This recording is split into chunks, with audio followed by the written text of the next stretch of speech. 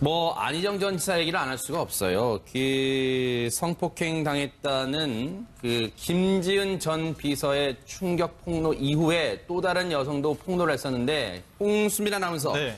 이 두 번째 피해 여성이 어제 고소장을 제출했다는 얘기가 있습니다. 그렇습니다. 이제 두 번째 여성까지 지금 안희정 전 지사를 조금 이제 옥죄기 시작한 건데, 그러니까 이 여성은 그러니까 이제 안희정 전 지사가 설립한 싱크탱크 더 좋은 민주주의 연구소 직원이었습니다. 그래서 이제 뭐 3차례 성폭행과 그리고 4차례 성추행을 당했다고 주장하는 이 여성이 어제 이제 변호인단을 꾸려서 고소장을 제출한 겁니다. 네. 죄송합니다. 변호인단은 아니고요. 네. 검찰 이제 고소장을 제출한 겁니다. 고소장을 제출했고요. 백 변호사님. 네. 혹시 그러면 이 두 번째 피해 여성이 피해 여성의 그 고소장은 네. 김지은 씨가 제출했던, 김지은 씨의 변호인단이 제출했던 고소장과 혹시 내용면에서 고소 내용면에서 차이점이 있습니까, 혹시? 그러니까 전체적으로 거의 비슷합니다. 네. 이게 김지은 씨도 그러니까 쉽게 말해서 그러니까 안희정 지사가 폭력이나 뭐 협박을 해서 성관계를 가졌다가 아니라 그냥 이 사람의 위세에 눌려서 어쩔 수 없었다는 취지였잖아요. 그게 위력에 의한 간음죄, 위력에 의한 추행죄였는데 네. 이번에 두 번째 피해자 고소 내용을 보면 전체적으로 위력에 의한 간음, 위력에 의한 추행이 들어있는데 네. 문제는 강제추행죄가 들어있어요. 어허. 이 강제추행죄는 말 그대로 폭행과 협박을 수반한 추행을 의미하는데 네. 그러니까 쉽게 말하면 이거는 요즘에는 이제 폭행 협박을 좀 넓게 봐서 내가 싫어요 하는데도 하는 경우에는 강제추행죄로 가거든요. 그러니까 분명히 본인이 거부의 의사를 표시했음에도 불구하고 안희정 지사가 네. 본인을 추행했다는 부분이 추가가 된 겁니다. 그게 조금 미묘하게 다르다 봐요. 그런 점이 차이가 있군요. 자, 두 번째 피해 여성의 변호인단이 어제 고소장을 제출했는데 자, 그 이후에 얘기 좀 들어보시고 이어가 보도록 하겠습니다. 근데 용기를 냈더니 오히려 자기의 이름, 자기 얼굴, 가족, 사는 곳 이런 것들이 밝혀지면서 자신의 삶이 하나하나 남들에 의해서 해체되는 과정이 굉장히 두렵고 힘든 상황입니다. 그래서 지금 저희는 딱 두 번째 피해자만 대리를 하고 있고요. 성폭력 사건 요것만 대리를 하고 있어서 위치 추적 장치가 그런 거 혹시 뭐 가능하신지 이런 거 여쭤봤어요. 이 오선희 변호사의 마지막 얘기 이 부분은 김복준 의원님께 네. 안 여쭤볼 수가 없어요. 이게 네. 지금 무슨 얘기를 오선희 변호사가 하고 싶었던 거예요? 마지막 부분은 위치 추적 장치 얘기 나와요. 이거는 신변보호 말하는 겁니다. 스마트워치 지급 같은 거로 아마 이제 웨어러블이라고 그러죠. 네. 이런 걸로 아마 해결이 될 것 같은데 일단 누군가를 향해서 피해 사실 참 이게 서글픈 일이에요. 피해 사실을 고소하거나 알렸더니 댓글이라든지 이런 어떤 문자를 통해서 SNS를 통해서 피해자를 비난하고 겁을 주고 신변이 불안할 정도까지 이르게 한다는 거 아니겠습니까? 그걸 이제 2차 피해 또 법정에서 자기의 어떤 성폭행 피해 사실을 진술하는 거 그런 거는 나아가서 3차 피해라고도 얘기하거든요. 네. 그래서 2차 피해를 당하고 있고 굉장히 네. 지금 김지은 씨도 시달리고 있는 걸로 알고 있어요. 네. 상처를 주고 가족까지 더 네. 넘어가서는 그러니까요. 본인 말고도 네. 그래서 신변보호를 위해서 경찰에 스마트워치라든지 네. 위치 추적 장치를 지급해 줄 것을 요구하는 네. 그런 얘기 같고요. 네. 정말 이거만큼은 우리 국민들이 해서는 안 됩니다. 네. 피해자도 누군가의 자식이고 딸이고 우리 누이입니다. 네. 입장을 바꾸고 역지사지의 심정으로 고소를 하고 그러면 수사가 진행되는 것을 지켜봐주는 게 원칙인 것이죠. 네. 그 사람을 근거 없이 비난하고 이러면 네. 더 나아가서는 심하면 처벌받을 수도 있습니다. 장 교수님. 예. 장 교수님은 관련 또 업무에 또 이 국가적으로 또 업무를 맡고 있는 걸로 알고 예. 있습니다. 예. 저희가 그냥 정말 말이 쉽다고 말로 그냥 2차 피해 정말 이렇게 쉽게 표현합니다만 피해자들이 느끼는 2차 피해 그 정도는 어떤가요? 정말 상상할 수 없을 정도인가요? 어떻습니까? 우리가 많은 방송을 통해서 2차 피해자는 이미 얘기가 나왔으니까 네. 그 부분보다는요. 우리가 미투 운동을 통해서 네. 성적 피해를 보는 사람들은 약자입니다. 근데 문제는 본인의 그 약함을 통해서 항상 억울함을 당할 수밖에 없거든요. 그런데 이 문제를 대처하는 방식도요. 개인적인 차원에서밖에 대처할 수 없다는 거예요. 아. 근데 이 개인적인 차원은 본인이 신고해야 되고 또 본인이 조사를 받고 네. 오히려 조사를 통해서 다시 한번 그때 일을 떠올리면서 2차 피해를 또 있습니다. 근데 저는 이 정도가 됐으면 우리 사회에서 어떤 제도적인 장치를 통해서 이 피해자를 보호할 수 있는 어떤 제도라던가 아니면 기구가 만들어져야 되지 않을까. 네. 이거는 어떤 기본 제 개인적인 생각일 수도 있는데요. 진상수사위원회가 만들어졌고요. 이분들에 대해서 철저하게 신분도 보호해주고요. 그래서 모든 조사하는 과정에서 이분들의 신분이 드러나지 않게끔 도와줄 수 있는 어떤 제도적 장치가 좀 마련되지 않을까. 그렇지 않으면요. 네. 모든 과정이 이분들한테 다 피해가 됩니다. 네. 그래서 예. 네. 김지은 전 비서는 정말 고심 끝에 아마 저희가 추정컨대 정말 고심했을 거예요. 그리고 용기를 내서 본인의 이름과 얼굴을 다 공개했습니다만 안희정 전 지사에게 피해를 당했다는 또 다른 여성은요, 아직까지 자신의 이 신상을 공개하지는 않고 있습니다. 그만큼 이 말은 바꿔 말하면 백성문 변호사님, 네.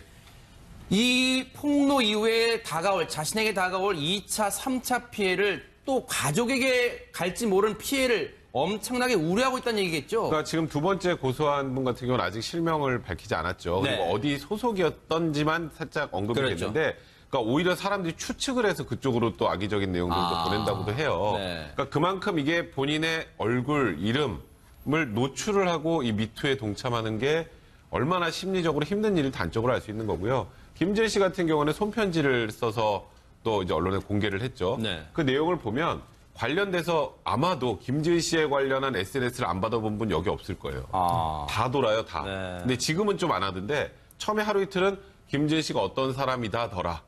김지은 씨의 부모가 어떤 사람이다더라. 네. 이게 누군가의 뭐 정치적 공작이다더라. 뭐 이런 내용들이에요. 네. 근데 그런 내용들이요.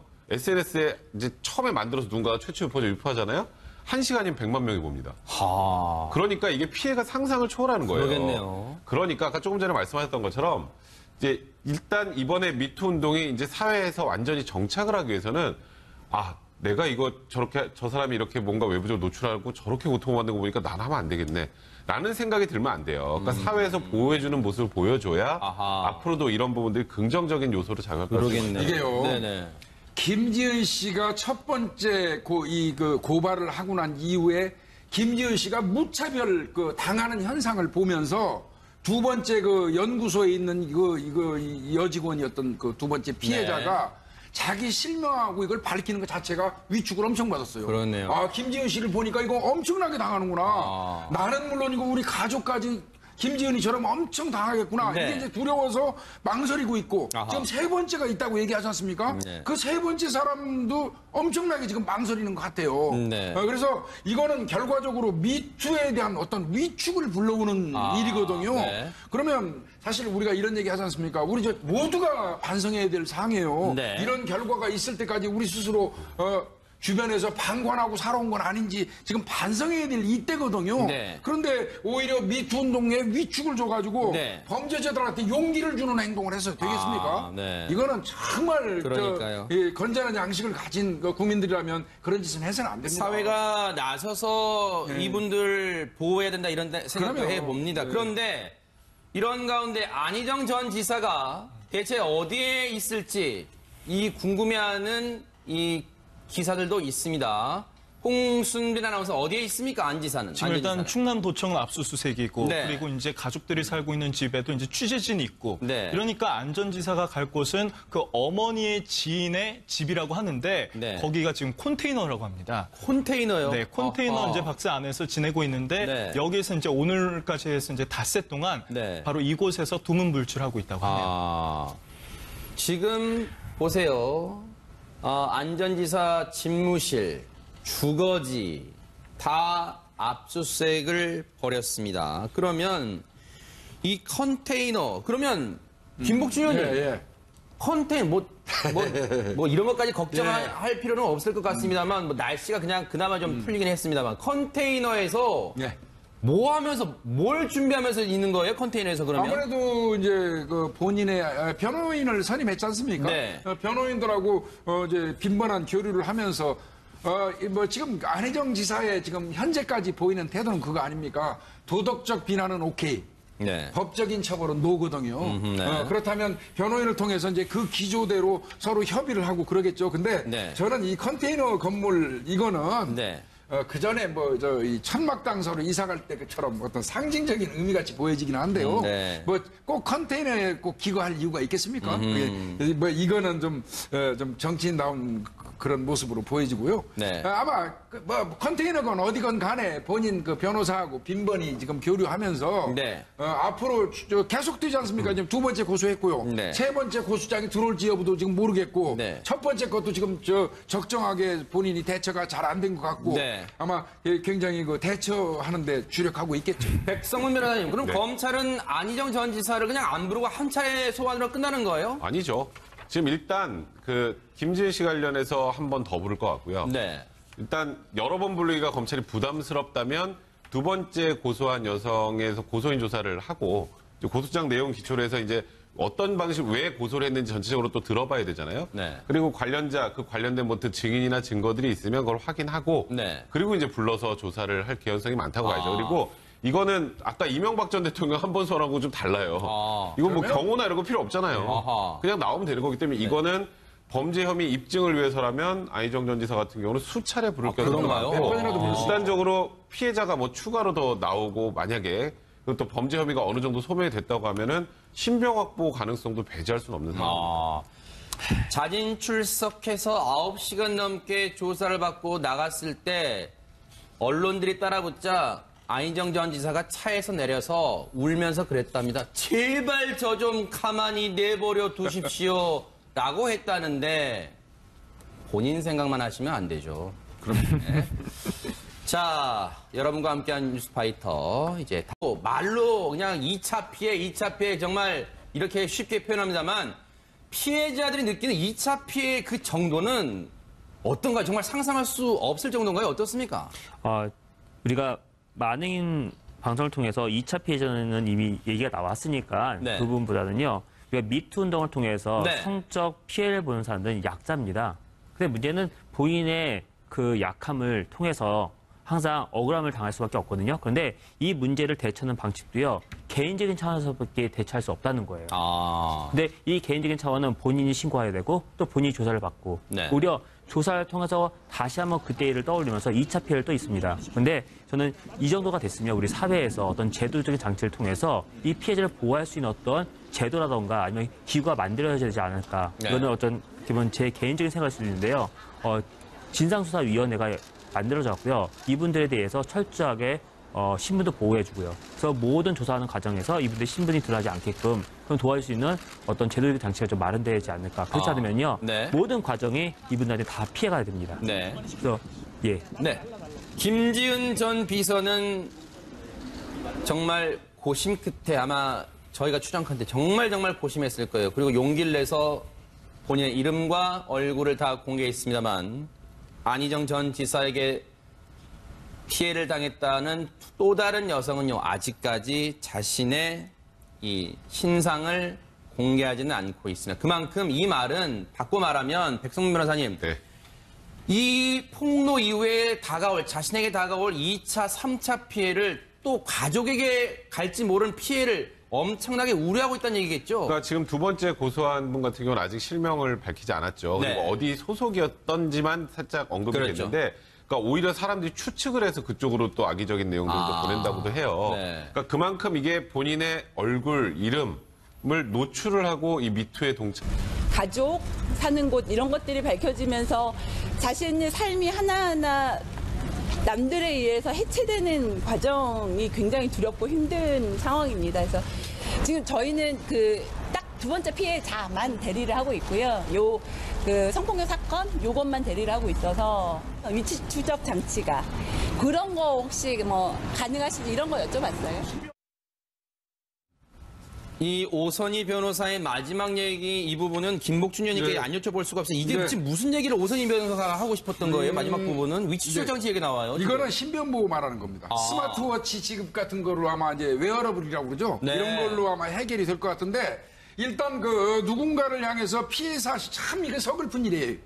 피해 사실을 고소하거나 알렸더니 댓글이라든지 이런 어떤 문자를 통해서 SNS를 통해서 피해자를 비난하고 겁을 주고 신변이 불안할 정도까지 이르게 한다는 거 아니겠습니까? 그걸 이제 2차 피해 또 법정에서 자기의 어떤 성폭행 피해 사실을 진술하는 거 그런 거는 나아가서 3차 피해라고도 얘기하거든요. 네. 그래서 2차 피해를 당하고 있고 굉장히 네. 지금 김지은 씨도 시달리고 있는 걸로 알고 있어요. 네. 상처를 주고 가족까지 더 네. 넘어가서는 그러니까요. 본인 말고도 네. 그래서 신변 보호를 위해서 경찰에 스마트워치라든지 네. 그러니까 위치 추적 장치를 지급해 줄 것을 요구하는 네. 그런 얘기 같고요. 네. 정말 이거만큼은 우리 국민들이 해서는 안 됩니다. 네. 피해자도 누군가의 자식이고 딸이고 우리 누이입니다. 네. 입장을 바꾸고 역지사지의 심정으로 고소를 하고 그러면 수사가 진행되는 것을 지켜봐 주는 게 원칙인 것이죠. 네. 그 사람을 근거 없이 비난하고 이러면 네. 더 나아가서는 심하면 처벌받을 수도 있습니다. 장 교수님. 예. 장 교수님은 관련 또 업무에 또 이 국가적으로 또 업무를 맡고 있는 걸로 알고 예. 있습니다. 예. 저희가 그냥 정말 말이 쉽다고 하는 게 얼마나 심리적으로 힘든 일을 단적으로 알 수 있는 거고요. 김지은 씨 같은 경우는 손편지를 써서 또 이제 언론에 공개를 했죠. 네. 그 내용을 보면 관련돼서 아마도 김지은 씨에 관련한 SNS를 안 받아본 분 여기 없을 거예요. 다 돌아요, 다. 네. 근데 지금은 좀 안 하던데 처음에 하루 이틀은 김지은 씨가 어떤 사람이다더라. 김지은 씨의 부모가 어떤 사람이다더라. 네. 이게 누군가의 정치적 공작이다더라. 이런 내용들이에요. 네. 근데 그런 내용들이요. SNS에 이제 처음에 만들어서 누군가가 최초 유포하잖아요. 1시간이면 100만 명이 봅니다. 그러니까 이게 피해가 상상을 초월하는 거예요. 그러겠네요. 그러니까 아까 조금 전에 말씀하셨던 것처럼 이제 일단 이번에 미투 운동이 이제 사회에서 완전히 정착을 하기 위해서는 내가 이거 저렇게 저 사람이 이렇게 뭔가 외부적으로 노출하고 저렇게 고통받는 거 보니까 난 하면 안 되겠네. 라는 생각이 들면 안 돼요. 그러니까 사회에서 보호해주는 모습을 보여줘야 아하. 앞으로도 이런 부분들이 긍정적인 요소로 작용할 것 같습니다. 그러겠네요. 이게요. 네네. 김지은 씨가 첫 번째 고발을 하고 난 이후에 김지은 씨가 무차별 당하는 현상을 보면서 두 번째 연구소에 있는 이 여직원이었던 두 번째 피해자가 자기 실명하고 이걸 밝히는 것 자체가 위축을 엄청 받았어요. 그러네요. 김지은 씨를 보니까 이거 엄청나게 당하는구나. 나는 물론이고 우리 가족까지 김지은이처럼 엄청 당하겠구나. 네. 이게 이제 두려워서 망설이고 있고 아하. 지금 세 번째가 있다고 얘기하지 않습니까? 네. 그 세 번째 사람도 엄청나게 지금 망설이는 것 같아요. 네. 그래서 이거는 결과적으로 미투에 대한 어떤 위축을 불러오는 일이거든요. 네. 그러면 사실 우리가 이런 얘기 하지 않습니까? 우리 모두가 반성해야 될 사항이에요. 네. 이런 결과가 있을 때까지 우리 스스로 주변에서 방관하고 살아온 건 아닌지 지금 반성해야 될 이때거든요. 네. 그런데 오히려 미투 운동에 위축을 줘가지고 네. 범죄자들한테 용기를 주는 행동을 해서 되겠습니까? 네. 이거는 정말 그러니까요. 건전한 양식을 가진 국민들이라면 그런 짓은 해서는 안 됩니다. 사회가 나서서 이분들 보호해야 된다. 안희정 전 지사 얘기를 안 할 수가 없어요. 성폭행 당했다는 김지은 전 비서의 충격 폭로 이후에 또 다른 여성도 폭로를 했었는데, 홍수민 아나운서. 네. 이 두 번째 피해 여성이 어제 고소장을 제출했다는 얘기가 있습니다. 그렇습니다. 이제 두 번째 여성까지 지금 안희정 전 지사를 조금 이제 옥죄기 시작한 건데, 그러니까 이 여성은 그러니까 이제 안희정 전 지사가 설립한 싱크탱크 더 좋은 민주주의 연구소 직원이었습니다. 그래서 이제 세 차례 성폭행과 그리고 4차례 성추행을 당했다고 주장하는 이 여성이 어제 이제 변호인단을 꾸려서 고소장을 제출한 겁니다. 네. 죄송합니다. 변호인단은 아니고요. 네. 검찰 이제 고소장을 제출한 겁니다. 고소장을 제출했고요. 백 변호사님. 네. 혹시 그러면 이 두 번째 피해 여성이 피해 여성의 고소장은 김지은 씨가 제출했던, 김지은 씨의 변호인단이 제출했던 고소장과 혹시 고소 내용면에서 차이점이 있습니까, 혹시? 그러니까 전체적으로 거의 비슷합니다. 네. 이게 김지은 씨도 그러니까 쉽게 말해서 안희정 지사가 폭력이나 협박을 해서 성관계를 가졌다가 아니라 그냥 이 사람의 위세에 눌려서 어쩔 수 없었다는 취지였잖아요. 그게 위력에 의한 간음죄, 위력에 의한 추행죄였는데 네. 이번에 두 번째 피해자 고소 내용을 보면 전체적으로 위력에 의한 간음, 위력에 의한 추행이 들어있는데 네. 문제는 강제추행죄가 들어있어요. 어허. 이 강제추행죄는 말 그대로 폭행과 협박을 수반한 추행을 의미하는데 네. 그러니까 쉽게 말하면 이거는 요즘에는 이제 폭행 협박을 좀 넓게 봐서 내가 싫어요 하는데도 하는 경우에는 강제추행죄로 가거든요. 그러니까 분명히 본인이 거부의 의사를 표시했음에도 불구하고 안희정 지사가 네. 본인을 추행했다는 부분이 추가가 된 겁니다. 그게 아하. 조금 미묘하게 다르다 봐요. 그런 점이 차이가 있군요. 자, 두 번째 피해 여성의 변호인단이 어제 고소장을 제출했는데, 자, 그 이후에 얘기 좀 들어보시고 이어가 보도록 하겠습니다. 근데 용기를 냈더니 오히려 자기의 이름, 자기 얼굴, 이런 생각도 그럼요. 해봅니다. 그런데 이런 가운데 안희정 전 지사가 대체 어디에 있을지 이 궁금해하는 이 기사들도 있습니다. 홍순빈 아나운서 어디에 있습니까? 안 지사는. 지금 안 일단 지사는. 충남도청은 압수수색이고 네. 그리고 이제 가족들이 살고 있는 집에도 이제 취재진이 있고 네. 이러니까 안 전 지사가 갈 곳은 그 어머니의 지인의 집이라고 하는데 네. 거기가 지금 컨테이너라고 합니다. 컨테이너요? 네, 컨테이너 어허. 이제 박스 안에서 지내고 있는데 네. 여기에서 이제 오늘까지 해서 이제 닷새 동안 네. 바로 이곳에서 두문불출하고 있다고 합니다. 아, 지금 보세요. 안전지사 집무실, 주거지 다 압수수색을 벌였습니다. 그러면 이 컨테이너, 그러면 김복준 의원님, 예. 컨테이너 뭐 이런 것까지 걱정할 필요는 없을 것 같습니다만, 뭐 날씨가 그냥 그나마 좀 풀리긴 했습니다만, 컨테이너에서 예. 뭐 하면서 뭘 준비하면서 있는 거예요? 컨테이너에서 그러면? 아무래도 이제 그 본인의 변호인을 선임했지 않습니까? 네. 변호인들하고 이제 빈번한 교류를 하면서 뭐 지금 안희정 지사의 지금 현재까지 보이는 태도는 그거 아닙니까? 도덕적 비난은 오케이. 네. 법적인 처벌은 노거든요. 네. 그렇다면 변호인을 통해서 이제 그 기조대로 서로 협의를 하고 그러겠죠. 근데 네. 저는 이 컨테이너 건물 이거는 네. 그 전에 이 천막당서로 이사 갈 때 그처럼 어떤 상징적인 의미 같이 보여지긴 한데요. 네. 뭐 꼭 컨테이너에 꼭 기거할 이유가 있겠습니까? 그게 뭐 이거는 좀 정치인다운 그런 모습으로 보여지고요. 네. 아마 뭐 컨테이너건 어디건 간에 본인 그 변호사하고 빈번히 지금 교류하면서 네. 앞으로 계속되지 않습니까? 지금 두 번째 고소했고요. 네. 세 번째 고소장이 들어올지 여부도 지금 모르겠고 네. 첫 번째 것도 지금 적정하게 본인이 대처가 잘 안 된 것 같고 네. 아마 굉장히 그 대처하는데 주력하고 있겠죠. 백성문 변호사님, 그럼 검찰은 안희정 전 지사를 그냥 안 부르고 한 차례 소환으로